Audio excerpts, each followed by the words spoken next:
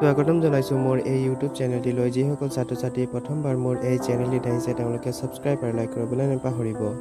মই লৈ আহিছোঁ ক্লাছ 9ৰ ছাত্ৰ-ছাত্ৰীসকলৰ অসমীয়া বিষয়ৰ ছেকেণ্ড পাৰ্ট বৈচিত্ৰ্যময় অসমৰ ঠেঙাল কছাৰীসকলৰ ইম্পৰ্টেণ্ট কুৱেশ্যন আনসাৰসমূহ।